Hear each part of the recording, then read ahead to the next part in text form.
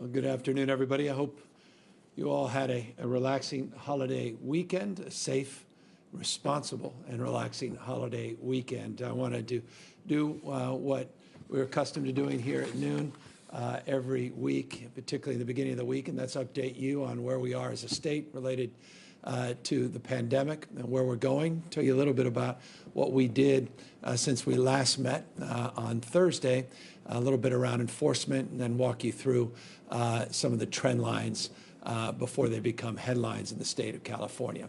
Let me update you briefly on the number of counties in the state of California that we're monitoring.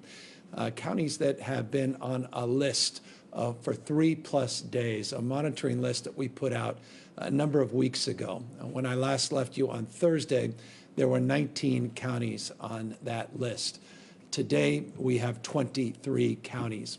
And you see up there, the newly added 6 counties. 19 plus 6 doesn't equal 23. Well, you have counties that come on and counties that are coming off. For example, Contra Costa was on, off now, back on. Santa Clara was on last week, no longer on. So we have, in total, new updated monitoring list. Those 6 counties, Colusa, Madera, Marin, Merced, Monterey, and San Diego, that were added to our monitoring list. This is a list we use for technical assistance to engage their local health officers or local elected officials working within the county to address criterion that they attested to, that they put forward as a county that needs to be monitored and needs support if we are no longer aligned in terms of our initial expectations. One of the most important things we can do, in addition to technical assistance on that monitoring list, is to do more to focus on enforcement.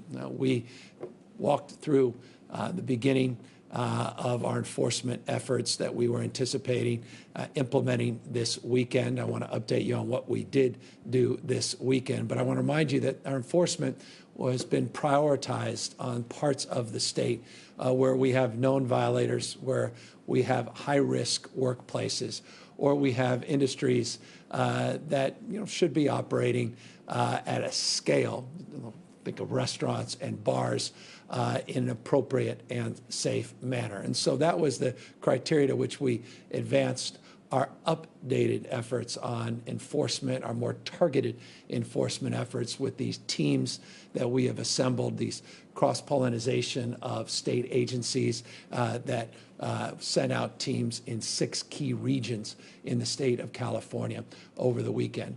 Our focus, again, is to remind people that we have put forward guidelines in this state. So much of the focus, I've said in the past, has been around when to reopen our economy, but not how to more safely reopen sectors in our economy. And so we really need to get back to a focus on how to safely reopen our economy.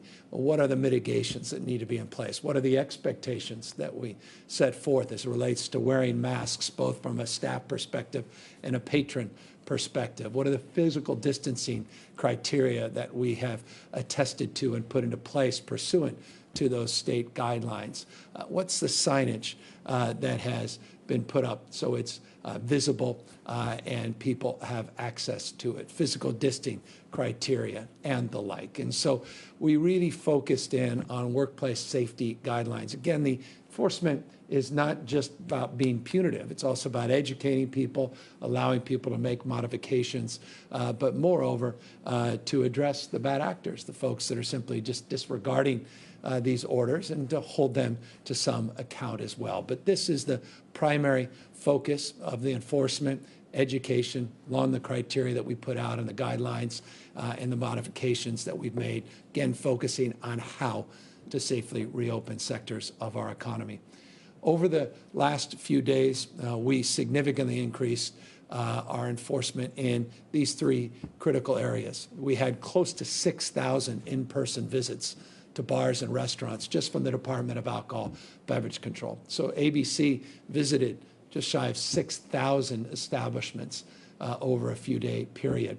You'll see over 440,000 individual contacts that were made, phone calls, visits, emails and the like through OSHA and our Department of Industrial Relations.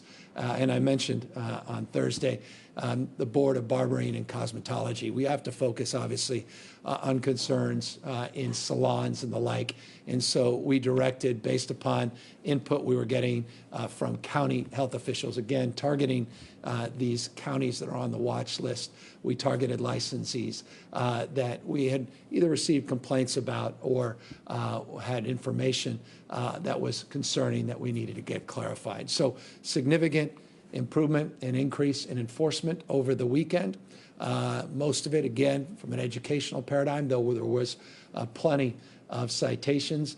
Local law enforcement, we are requesting more information about local enforcement on masks requirements and the like. But as you saw from West Hollywood, Santa Monica, and others, notably, we're stepping up their enforcement using local law enforcement to either educate, but also to promote physically distancing and or, wearing face coverings. And those were tiered, meaning first enforcement action may have been $100 up to $300, in some cases $500. As you know, many of these can go as high as $1,000 on enforcement. So I encourage people, again, we're not going out there with a punitive frame, but we are going out with the resolve that this moment needs to make sure people are protecting themselves and protecting others to mitigate the spread of this virus. And that spread continues. Some 5,699, just shy of 5,700 new cases reported on July 5th. This is the last reporting period. I've included in this slide a 7-day average. That 7-day average has begun to climb to now 7,876 cases on an average 7-day rolling period. That includes, by the way, the cases that were suspended, the data rather that we collected that was suspended in LA over the last 3 days. Those numbers are included in that 7-day average. There's some ambiguity because LA County over the holiday weekend was not reporting their daily counts on July 3rd, 4th, but we do have their counts reflected in July 5th and in the 7-day average that you see on your screen. The ongoing positivity rate with an average daily number of tests now increasing in excess of 100,000. In fact, we tested 127,000 people on Saturday, which was a record number of people that we've tested, now averaging 104,000 tests over a 7-day period. Testing's going up, and the positivity rate, not just the total number of positive cases in the state of California, also going up. The positivity rate over a 14-day period is now at 6.8%. Let me give you a closer look at the test positivity rate reflected in a slide many of you become familiar with. We were at 4.9% positivity rate just 14 days ago, and now again at 6.8%. You look at the 7-day positivity rate, it's now over 7% at 7.2% to be exact. By the way, the 14-day positivity track represents just shy of 39% growth in that positivity rate over the last 14 days. Not surprisingly, as always, we share with you the hospitalization slides. When you see a positivity rate increase, you're likely to see a hospitalization rate increase. This slide represents the increase over a 2-week period, now to 5,790 individuals that we have hospitalized for COVID-19. This represents a 50% increase over a 14-day period. As hospitalizations rise, we obviously focus in on our system capacity, our healthcare capacity. That number has been fluctuating from a low going back a month ago of around 6%. We've been averaging around 7%. It just increased to 8% of our total hospital beds. You can see we still have ample hospital capacity in our system, but we're monitoring this obviously very closely. And these are, as always, numbers in the aggregate. And I'll remind you, we don't live in the aggregate. There are parts of this state where this number might leave you misled, meaning this number may calm the nerves, 8% of total capacity. That's true, again, as a state, but there are parts of the state where that number is substantially higher. Obviously, that's part of our monitoring list. That's part of our targeted enforcement and targeted engagement and support. Hospitalizations rise. Invariably, we'll start to see ICU admissions rise, though I will say it was nice to see that ICU admissions went down modestly in a 24-hour period, went down 0.3%. But this slide says tells another story over the course of the last 14 days. It's gone up 39% over a 14-day period. Total number of people in ICUs at 1,706. This is a slide you're also familiar with, that 1,706 total ICU COVID positive patients represents roughly 15% of the total patients of the total ICU bed population. Ventilators continue to be plentiful at the moment. Again, in the aggregate, 11,416 ventilators. But again, ICU numbers are always of top concern. Our capacity is represented in this slide. And again, this number represents statewide data, not county-specific data.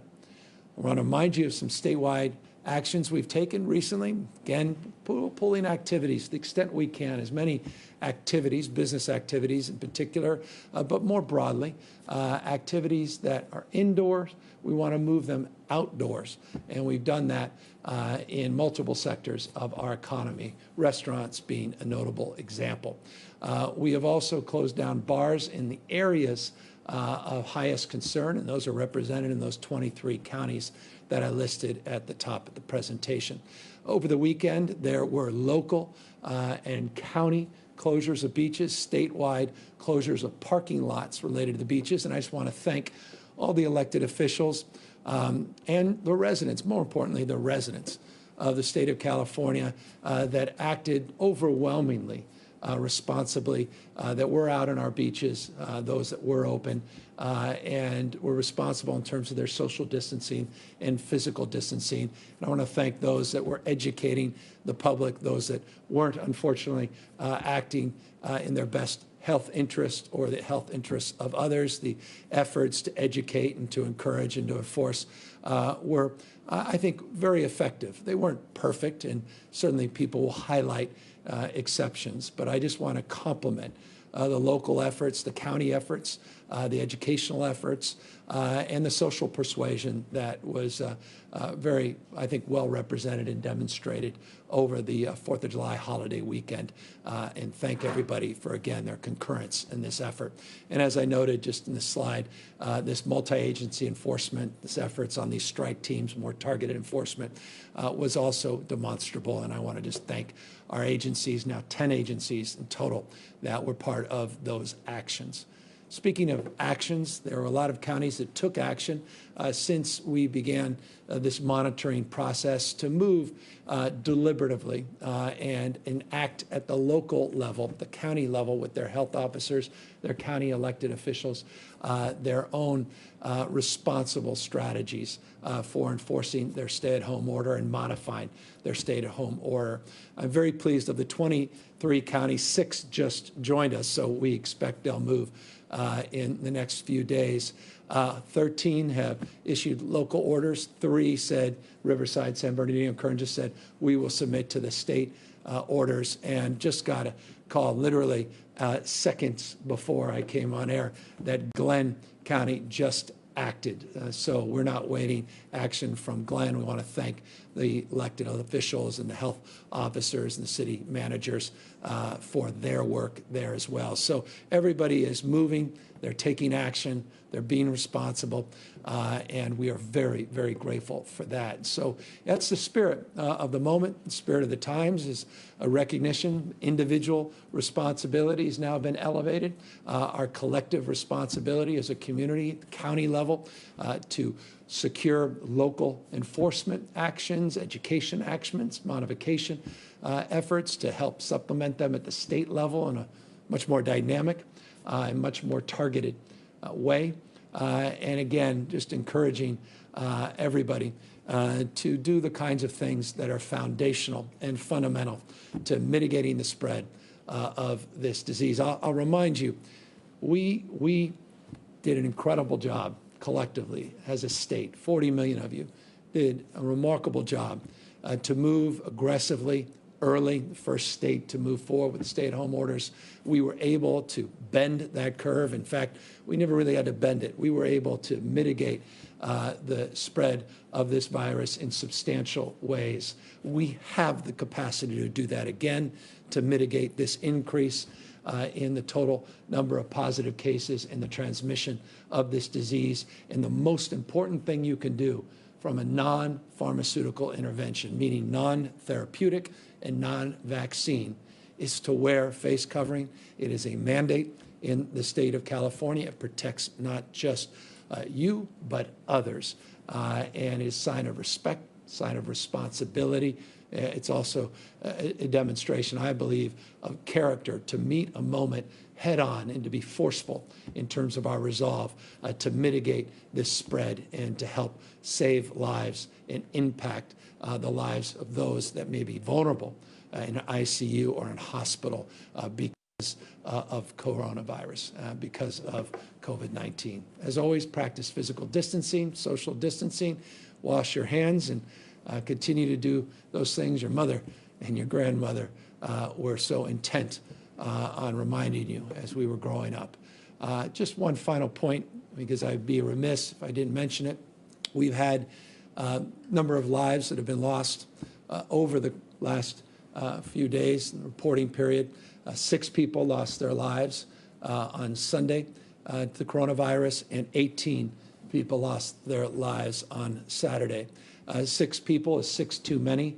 It is substantially better number than we have seen in some time. The 18 reflects that as well, but that's 18 lives, 6 additional lives, 24 lives torn asunder, families' lives also torn asunder, rather, and lives lost to this virus. By no stretch of the imagination, think that the mortality rate has diminished to such a degree that people can no longer lose their lives. They simply can't. It's reflected in the ICU data. It's reflected in the hospitalization data.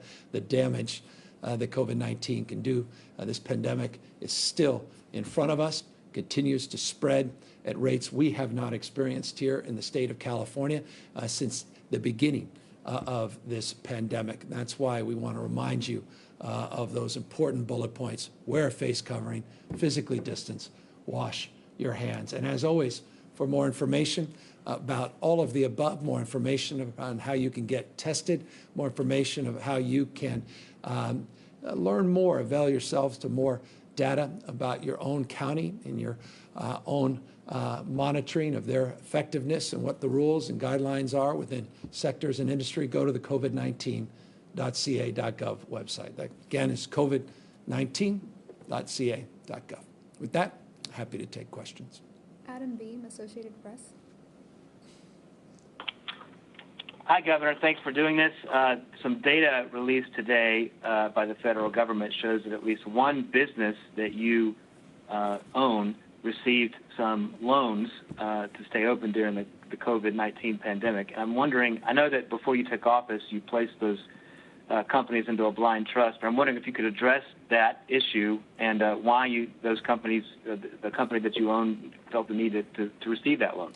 You would have to ask the people that are running those businesses. It's in a blind trust, period, full stop. Phil Willen, LA Times. Hi, Governor. As you know, as you just talked about today, cases have been kind of exploding around the state.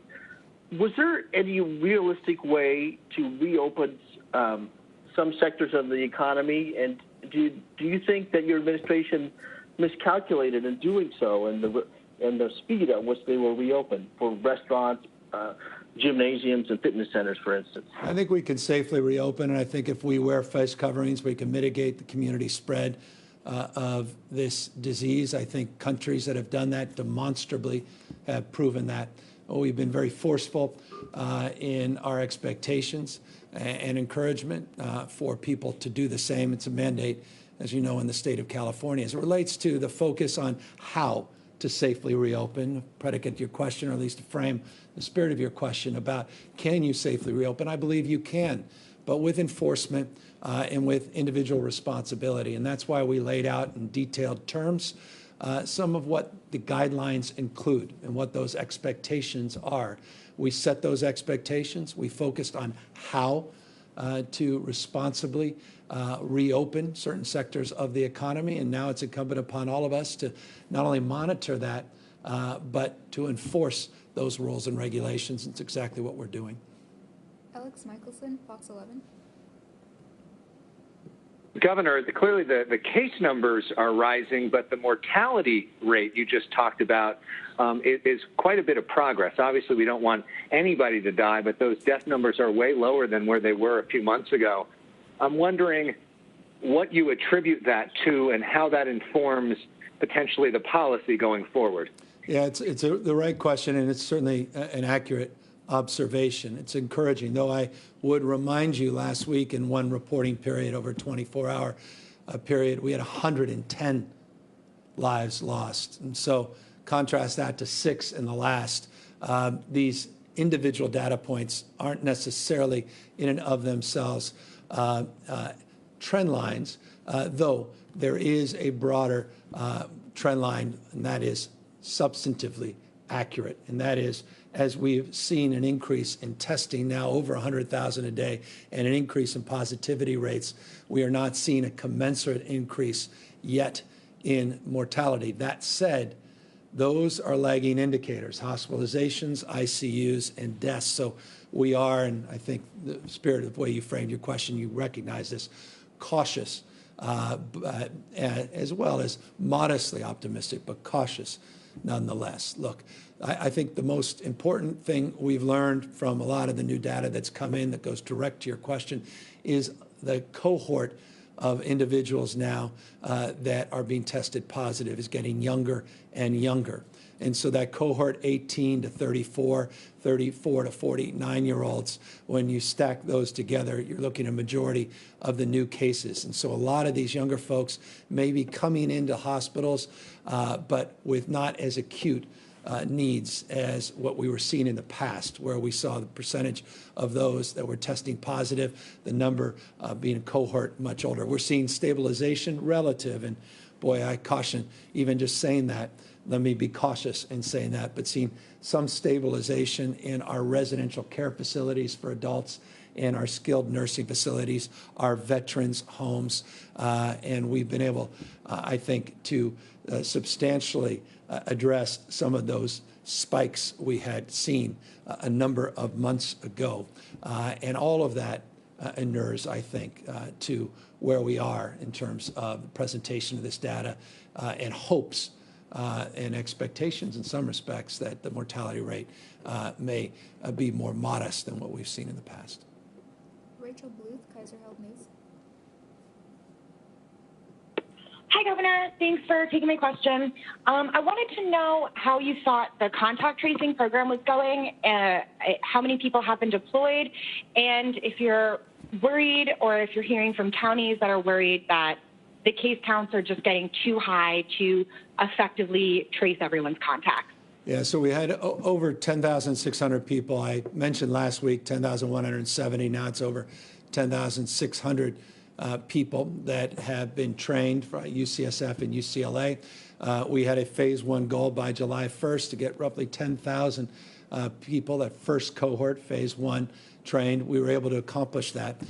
We have just shy of 9,500 that are now ready to go and are being directed by county health officials. Again, remember, this is a bottom-up, not top-down strategy. Contact tracing has existed for decades in this state and this country, and HIV and AIDS, STDs, issues of TB, measles, and the like. Some counties are more robust in terms of their baselines that they already have in place.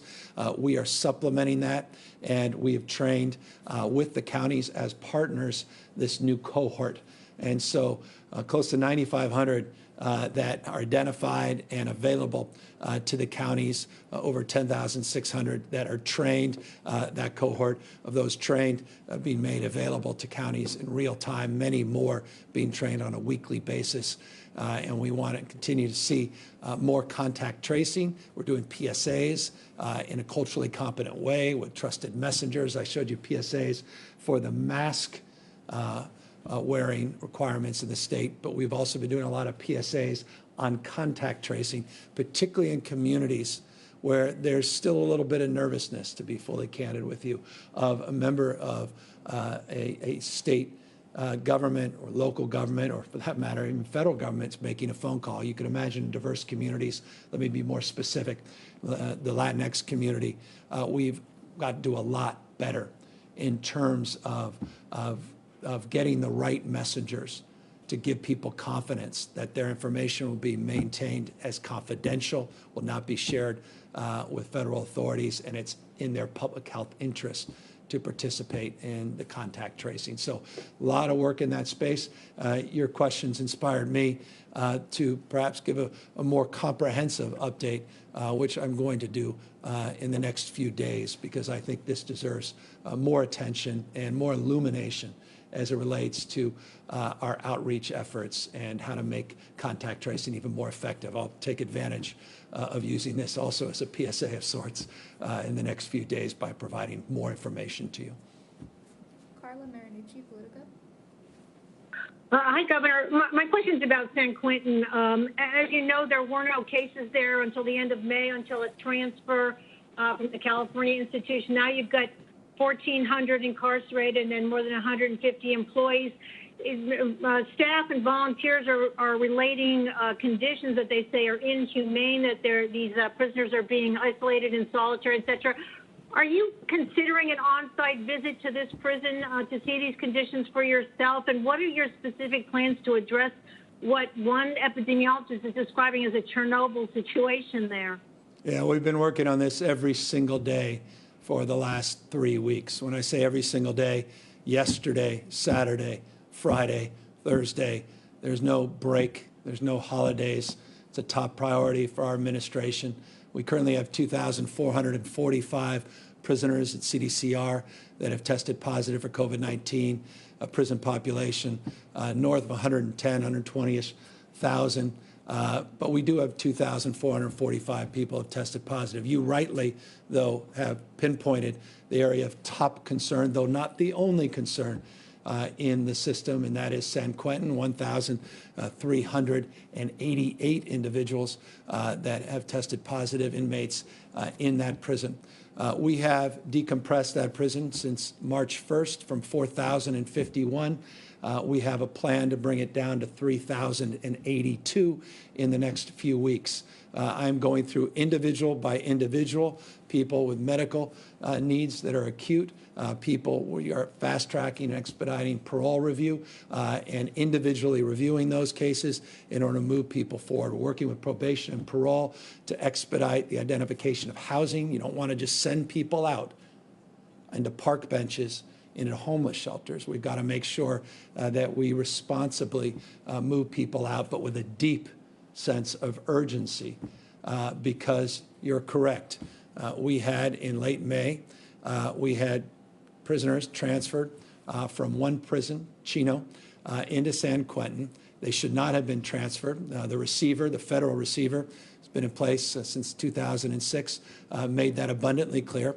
And I appreciate the receiver recognizing responsibility in that respect, and accordingly today made an announcement on a personnel change as it relates to the medical officer being replaced. And I am very encouraged by that being a first step in the actions we can take to collectively address this.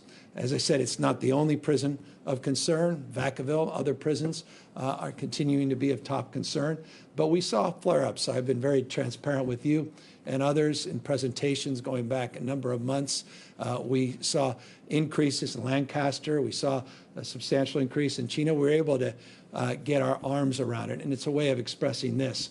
the protocols, the process, the procedures we put in place to mitigate the spread when we saw a flare-up, Chuckawalla and other facilities over the course of the last few months. We're engaging in similar activities here, but with a deeper sense of urgency, much more comprehensive approach, an incident command team that we posted up and at San Quentin, multi-jurisdictional incident command team. We're identifying decompression strategies that include transferring prisoners in a safe and responsible way, but not cohorting them with others in facilities in Kern, Wasco, looking at all their alternatives in Alameda County. I could go through robust details with you in nuance and specificity, because it requires nuance and a very specific frame of mind and engagement to address this legitimate concern, crisis we have at this site. And so know that it is our top focus and priority, and every day we are working to move more and more of our most vulnerable population into an environment that's safe and or back in an expedited and responsible sense, back into the communities along the protocols and processes that you've become familiar with, that we engaged in the beginning of this pandemic, where we are near the end of a term and we can responsibly adjudicate risk factors and promote and provide support outside of those prison facilities. Scott Rod, Capital Public Radio. Hi, Governor. Thanks for taking my question. A number of hospitals, as you said before, are straining over the increase in hospitalizations. You know, you had mentioned that, well, in the aggregate, there is capacity, but specifically for the hospitals that are struggling, that are sending patients, you know, far away to get care, is there a plan in place to try to, I guess, mobilize hospital beds or staffing to ensure that those places that are hardest hit can quickly gain capacity so they don't have to, you know, send patients, say, hundreds of miles away to get care? What does that plan look like? Yeah, it's a very detailed plan, one we've socialized over the course of the last number of months. It's called our surge plan within our hospital system.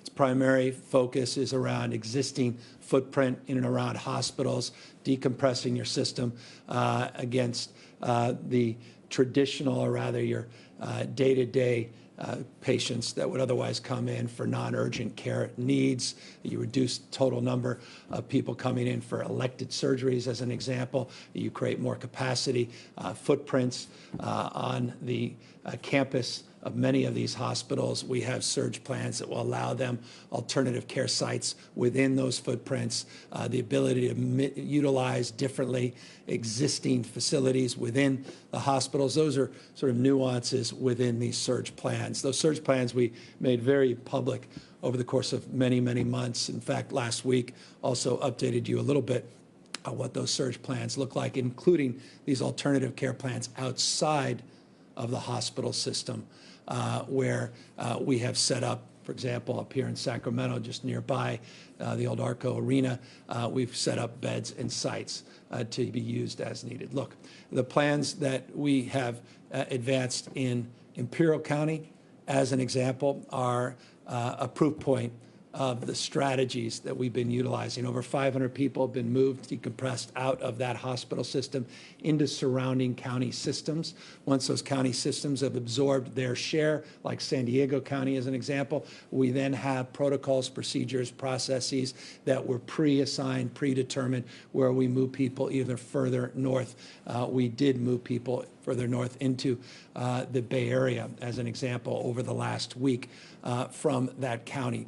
And so it's about collaboration, it's about sharing, it's about a very detailed plan, process, and procedure that we mapped out. And with the outstanding work that 40 million Californians did at the beginning of this pandemic, it gave us time to develop those plans with more specificity and more nuance. And to the extent they're needed, we're able not to dust them off, because no dust has been collected. We're able to actualize those plans with specificity that's required, a sense of urgency that's required at the moment. Brandon Pho, Voice of OC. Hi, Governor. Thank you for taking my question. You've noted that the state is taking ramped-up enforcement measures, and that would presumably include cooperation with local law enforcement.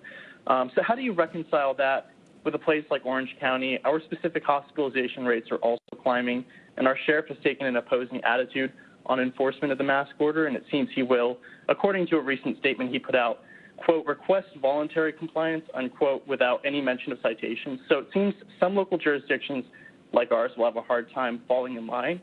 So in order to achieve that ramped up enforcement you mentioned, how will you do that down here? Do you feel that with some counties like Orange County, enforcement is better left with and done most effectively by, state regulatory agencies? Well, no, it's not best left to the state. Quite the contrary. It's best left to local with support of the state. And to the extent that local officials are unwilling or unable to enforce, then we will step up our enforcement at the state level in a more targeted way. I led the presentation today giving you specific examples of what we did over the weekend. That included Orange County.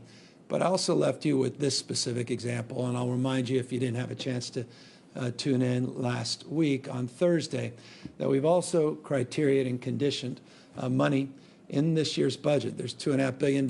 We've been working in the spirit of collaboration. The vast majority of counties are doing the right things. Vast majority of sheriffs are doing the right things. But those that want to be a little more obstinate and unwilling to do what they're legally responsible to do, which is to enforce the law. That's why they were sworn in, to enforce the law. It is the law of the state to move forward to enforce the provisions of local health officers and provisions that are set forth by the state. If they choose to not do that, we have made contingent over $2.5 billion, or specifically $2.5 billion in the budget, that we will make contingent upon performance. If they're simply unwilling to do it, then we will redirect those dollars to communities that are. And we assume if that's not an incentive enough, or rather a disincentive enough, then we will assume more responsibility still. But I would like to think, I don't know of another state that's conditioned billions of dollars to local efforts to enforce local orders, but I believe it could be very impactful. And we're working with CSAC, our county partners, to do that in a responsible way. But let me close, because I'd be remiss on this question without highlighting what I highlighted on Thursday, and that is the president of CSAC happens to be a county supervisor in Orange County, and she has been exceptional. She has been supportive of these efforts to enforce in a responsible way, to educate, to help modify, and enforce in a responsible way. And she appreciates the spirit to which the state is engaging in those conversations, and we're working with her and Graham, who runs CSAC, and their team to work out the criteria and conditions as it relates to the distribution of the $2.5 billion. So I have great respect for the overwhelming majority of officials in Orange County that want to do the right thing. If there are a handful that don't, we'll work through them, around them, or we'll work through whatever the problems are. Joy Benedict, KCBS. Hi, Governor. Happy Monday. Thanks for taking my question. Mine is also about enforcement. Earlier, you had mentioned that there were about 6,000 businesses that were visited by the ABC. Do you know how many of them were cited? And if so, what were they cited for? And do you have a plan to continue that in the future? Yeah, we do have a plan to continue it. We're continuing on a daily basis. We're continuing to monitor these 23 counties with targeted specificity of enforcement. That will continue. It wasn't just one-off. Though this weekend, I do confess, there were stepped-up enforcement efforts out of concern for the mixing that would have otherwise occurred had we not collectively as a state at the local, county, state level done more to educate and encourage people to modify behaviors in a more responsible way. Here's the good news. Remarkable. Those were in-business visits. And there were only a handful of citations because the overwhelming majority of people were doing the right thing. And I want to applaud that. The overwhelming majority of restaurants, the overwhelming majority of bars that were allowed to open on the basis of the amount of food and meals they provide. Again, there's different licenses that are still being, there's still opportunities to still promote or rather operate businesses that have unique licenses. The overwhelming majority of them were conducting themselves outstandingly. So the last count, we have 52 citations. I don't have the details of every one of those 52 in terms of the specifics. We'll provide them to you. But I was very encouraged by the team that came back and said that even if people were out of compliance, the engagement got people back into compliance very quickly. And that's the spirit to which we are engaging in this level of enforcement. It's to modify, it's to fix problems. It's not to penalize businesses that are struggling already, but those that simply could not modify or are unwilling, absolutely, they need to be held some account, and that's what those citations represented. Final question, Alexei Kosep, SF Chronicle. Alexei Kosep. Hi, Governor. I wanted to return to this, the rising number of cases among younger people.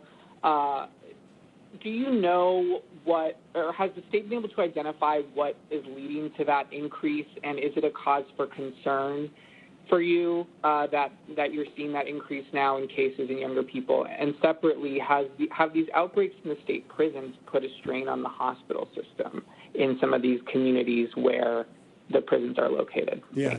Let me take the latter part of your question. That's certainly the case. We've long-standingly had a relationship, San Quentin, with Marin General Hospital. It certainly put some strain on Marin General in particular, and that's why we have been working with St. Francis Hospital in San Francisco and looking Seton down in San Mateo County to absorb some of that responsibility. We're also looking, you look at San Quentin, it's really a campus. It's not just a one-off prison.